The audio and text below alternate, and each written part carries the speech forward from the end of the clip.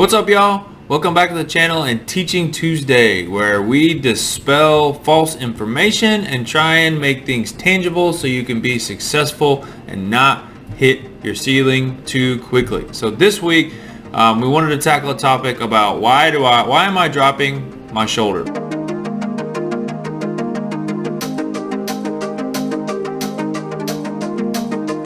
Right? A lot of people ask us about this. A lot of people talk about this.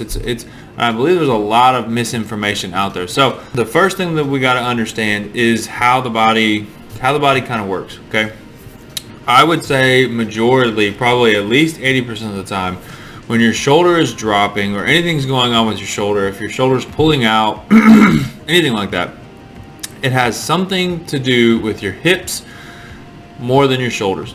So a lot of times what your hips do, your shoulders follow, right? So the hips are squeezed together, the center part of the body, right, which is the bottom of the spine and the pelvis. Okay, so because they're in the middle and they're squeezing together the middle, right, when there's movements that are off, everything kind of reciprocally follows from that. Okay, reciprocally, if you don't know what that means, it's just it kind of comes as a byproduct, right? It's flipped and it comes from that, right? So from a body standpoint, most time when you're dropping your shoulders, it's coming from your hips up through your shoulders. It shows up in the shoulders because people don't know to look at the hips, right? So there's a million different reasons that it happens. There's a million different reasons where it comes from, but like a lot of times if you're dipping your shoulder, it's two primary reasons, but they kind of circulate around one thing. So they circulate around an overemphasized back leg.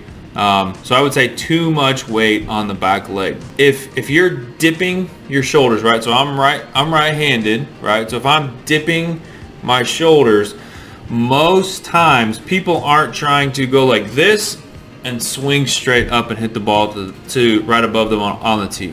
They're not trying to do that, right? So a lot of times when you have too much weight in the backside and then you try and release it, throw it forward, turn those hips, whatever it is, the back leg has to get some relief, right? Because it wants to be able to move fast. It wants to be able to unlock the torque and all the stuff that you have built up. Well, in order to do that, it's got to like kind of release. And so like that, because what you're doing is you have too much in that back leg.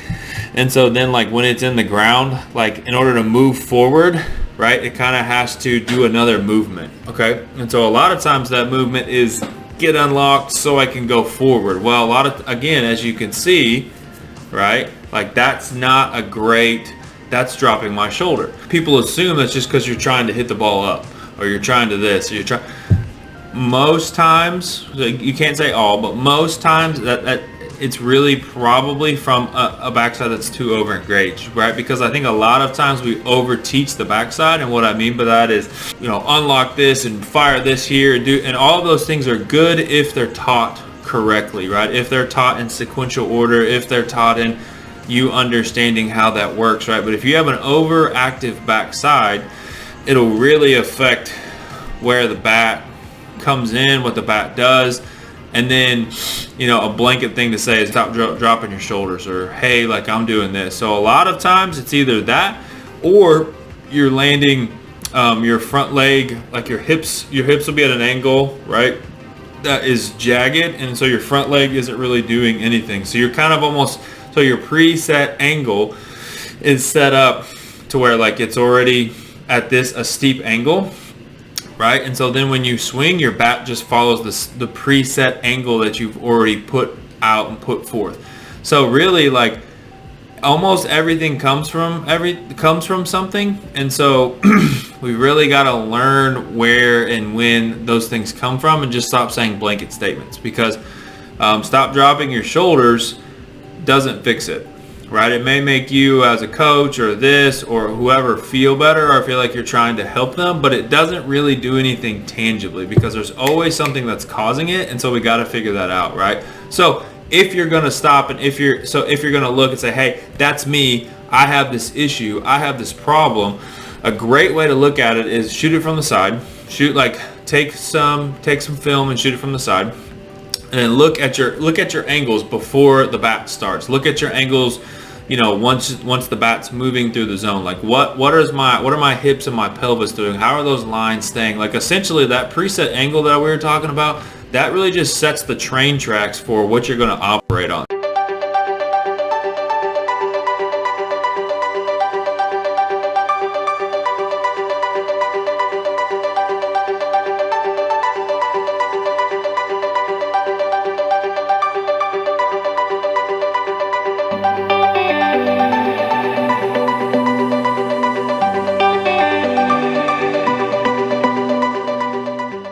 So if you have a slant or you have a tilt, which then it's gonna follow that. Everything else is just gonna come as a byproduct, right? So we really have to find the point of origin and where it's coming from. Then we can kind of correct it from there. Okay. So that's what I would do, like when I work with guys, and that's what I did for myself too. Is like shoot across and check to see where you're at, right? Where are the ball parts of your hips, right? The ball parts of your hips. Where are they? What are they doing? Are they too far this way, right? Because if you do that, your shoulders are just gonna fall in line right with that. Okay, so we're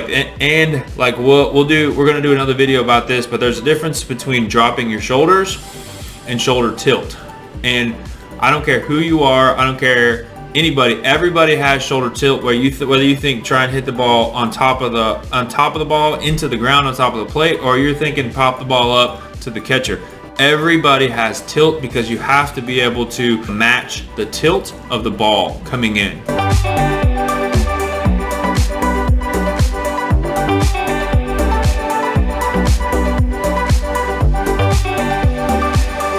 Right, and the angle at which the ball is coming in. So if I just get here and do like this, it won't happen. So you naturally have tilt, but we'll talk about that in a later video. So let's recap really quick. Drop your shoulders usually comes from something else. That something else is usually too much in the backside over there, right? Bad preset angles, or the front leg not doing as much as it needs to. But what it boils down to mostly is that train track, right? The preset angles. We have to be set up really, really well because everything else is going to follow. We have to set the table how we want things to go because it's just going to follow. Following the leader, the leader, the leader. We're following the leader wherever he may go.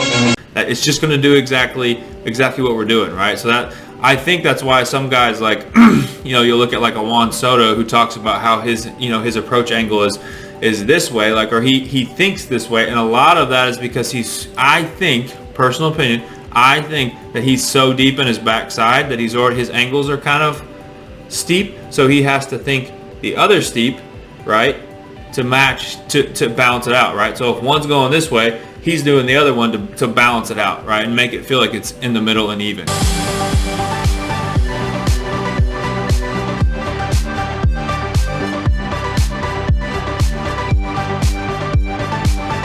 So understand those things, understand that it comes from somewhere. Don't just throw a statement on there, and just do some research.